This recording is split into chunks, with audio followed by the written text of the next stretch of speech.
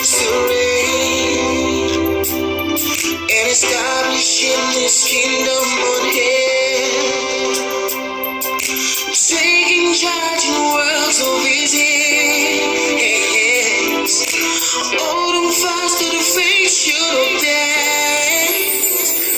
I rule on earth. Are we everywhere?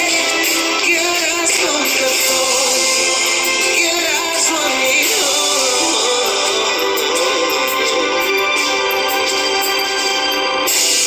You're listening. So there are some religions that are even productive, that are even positive. They are good, but they are not right. Not what? They are good, but they are not right for where you are heading for.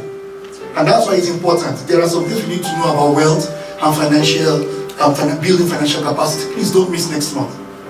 Don't miss it. So you have to eliminate it. Eliminate wrong relationships. Take it out. It's important. Number 2, building your capacity. You must learn to consolidate on what you have now and then dream. Now, in building capacity, please note, you have to protect, you have to manage, you have to keep what you have now. You don't say, well, I want to build my capacity. Now you have what you have now, you're not jettisoning it. Say, I'm going for the big one. No. You have to protect what you have now. You've got to manage it well. You've got to learn how to keep it. And then from there, you now move further. Not that you are moving further and you are losing ground. Some of us have good businesses at hand. And you say, I want to go to the next business. And then you don't put a structure in place to keep that which is already laying the golden egg now. And then keeping it for a bigger golden egg.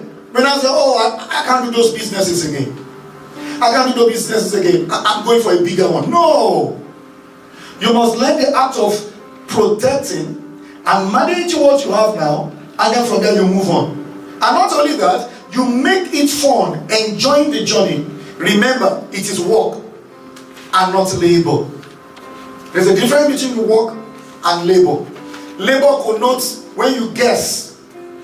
Labor connotes physical exertion. Labor connotes starting without direction. Labor connotes speed, which we call the scalar quantity. Speed without direction, that's labor, just trying everything. But what is work? Work connotes direction. Work connotes acceleration. Work connotes brainstorming, knowing what to do before you set out. A lot of people, a lot of us will fall into the class of labor. This is the way we've been doing it, and we'll continue to do it this way, and it will continue to be done this way. No, that's labor. No. But work connotes, you sit down. Okay, we've been doing it this way. Why can't I challenge the way we've been doing it? Why can't I challenge it? Who tells me I cannot have a better family? Who tells me I cannot have a better finances? What am I doing now that I have to do differently? What am I doing now? That is work. That is work. But labor is just running around the place. Speed is good, but speed without direction is nothing. When you look at a plane also operates on speed. But you know what? It does not only operate on speed, but speed with direction. It's acceleration. The force of gravity will always be in place over a metal as long as it's staying at a certain speed.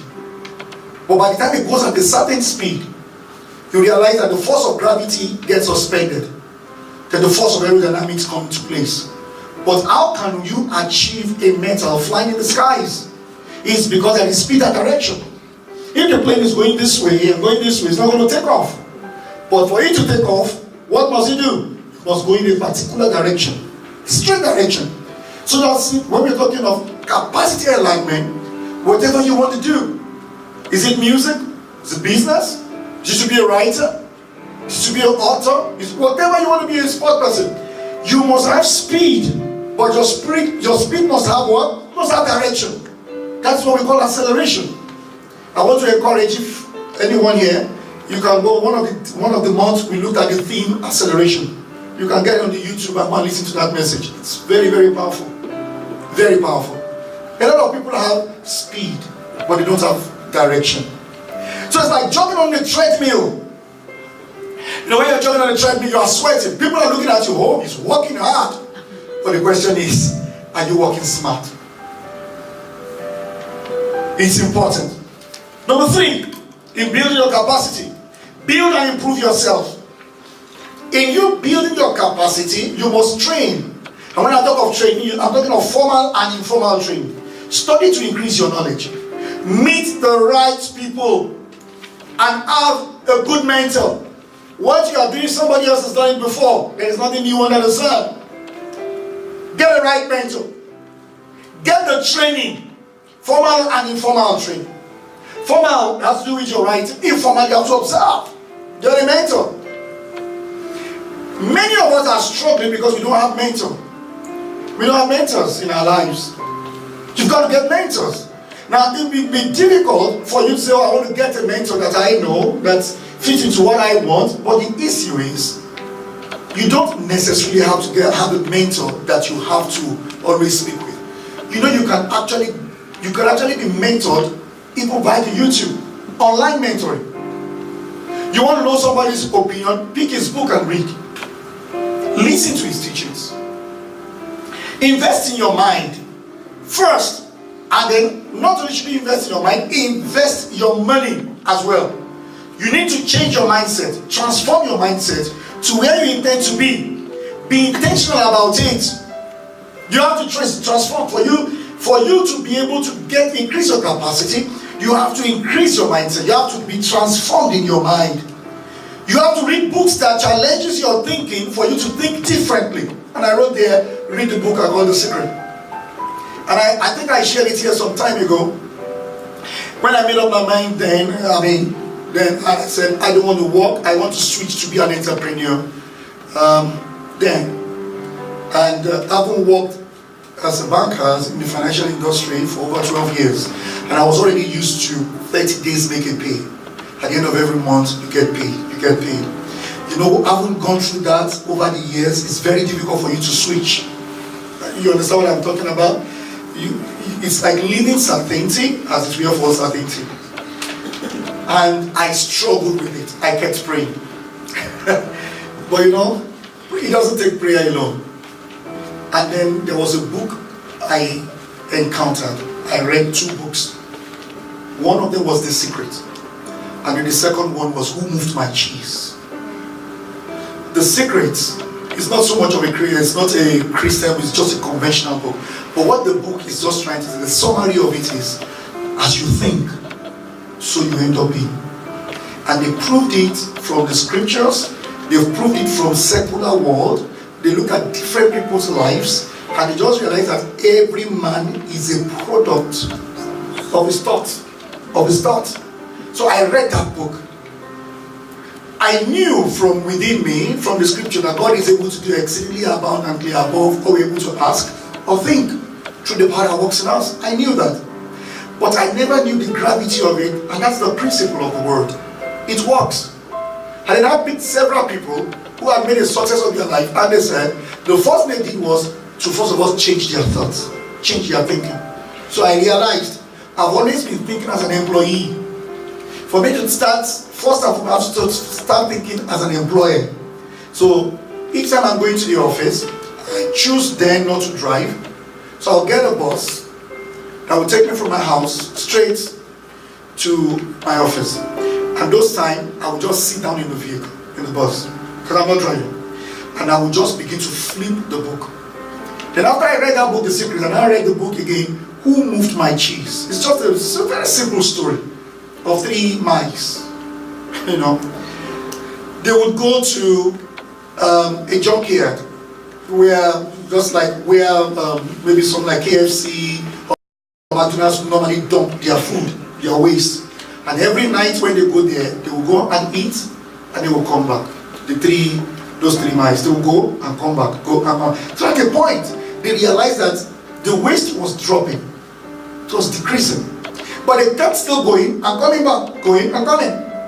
At a point, they realized that the waste that was there was now stale, it was no longer fresh. But they still kept going. So the first mouse said, "Oh, hello. I think our cheese is moved. So let's move away from here." The two other guys said, No. We continue to stay here. This is where we're always having cheese. We're not going to leave you. So the first man, you know what he did? Took off. They didn't see him again. So there were the two of them, they will go to the same place. So at the point, the stale meal disappeared. No more food there. But they still kept going there every day. Every day. So the second one told the first one, he said, "Hey, I think it's time for us to move. We're going to starve." The other guy said, "No. They are still going to bring this food. Don't let them still coming here." So the second mouse would move. At the point, you get so scared of the unknown, and he will run back to meet him. So they began to grow lean and slim. Then ultimately, the second one also went and didn't come back. So when he went and went so far, he now met the first one that went. He said, "Wow! Here you are." The guy was now big, robust. He said, "Look at you! So big! Shining, looking good." He said, "Yeah. So what did you do to yourself?" He said, "Oh, I found another place." So he followed. And his own situation changed. So at the point, they now said, "Let's go look for our friend who was not ready to move." By the time they got there, he was dead. He was dead. Now what's the difference between the two of them? He refused to improve himself with the mindset. He refused to improve himself. Anytime you refuse to improve yourself, you die. It may not be physical death, but you realize that you begin to drop, you begin to die. The third man was off, was dead. And that's why the Bible says in Romans chapter 12 verse 2, it said, "Do not be conformed to this world, but be ye transformed by the renewing of your mind, that you may prove that which is good and acceptable, the perfect will of God." You have to improve your mind. You have to keep improving your mind. You have to improve your mind with the scriptures. You have to improve your mind with what you are doing. Don't be like that like minds that refuse to move and kept there until he died. Number 4, I'm rounding off now. Number 4 is that you have to take calculated risk. Take calculated risk by taking on new challenges. Don't be scared to take on new challenges. The reason why many of us are in the position which we are is because we refuse to take risk. Start something new. Take new challenges. Without taking risk, you cannot get to the next level. The more you know. Now, the first time you go take that risk, you are scared. You're going to die. But the more you go it and practice it, you realize that the less the risk you will see that is involved. You say, "Oh, I never knew that's this easy. I never knew that it's this simple." You have to take risk.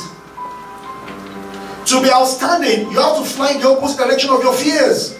Your fears are there, staring at you, but you have to go and face that your fear. You got to confront it.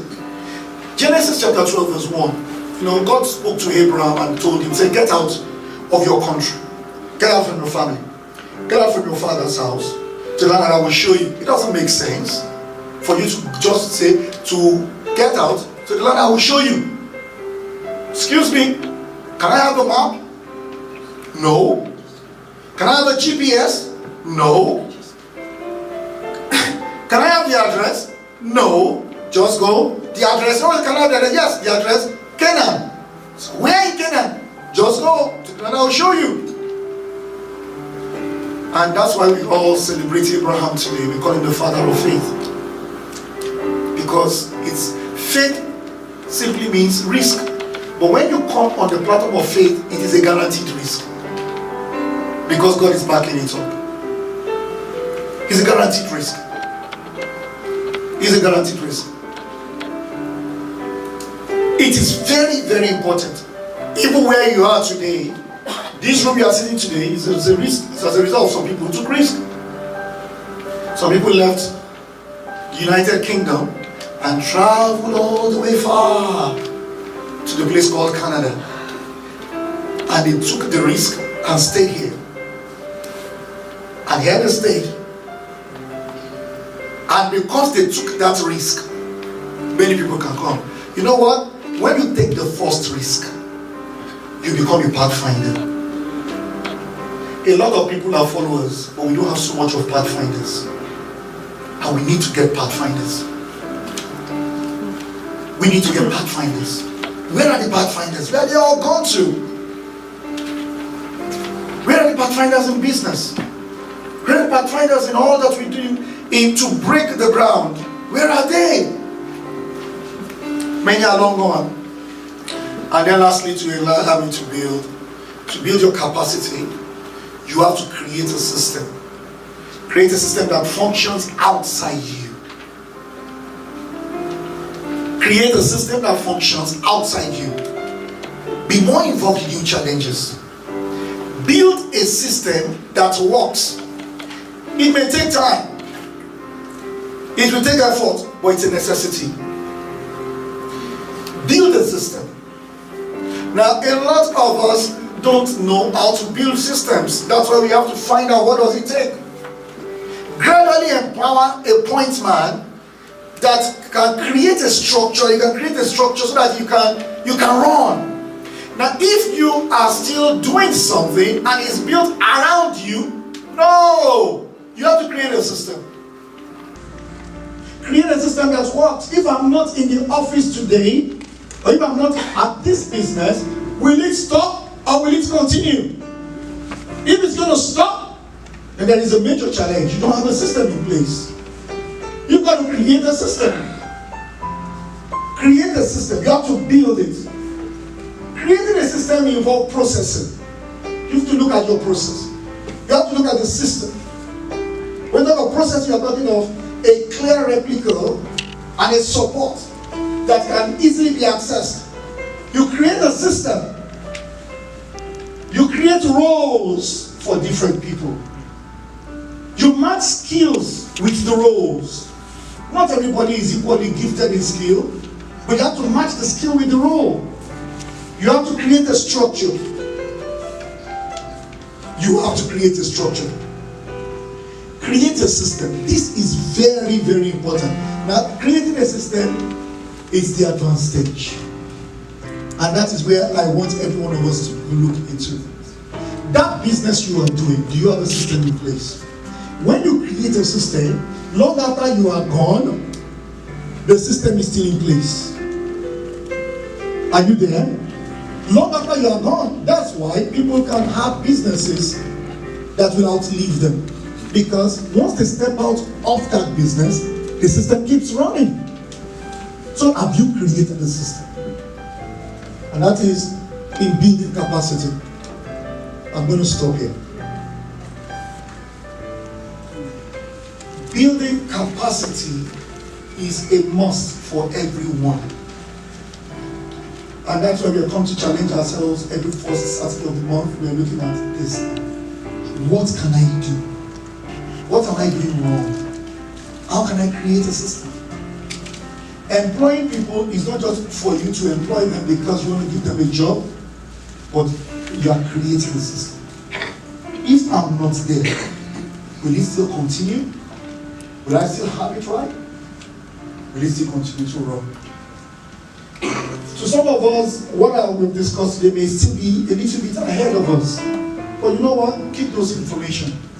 You will need it if truly you desire to continue to grow. But if you know you want to stay like that rat, who refuse to move when you told us, then you may do away with all this information.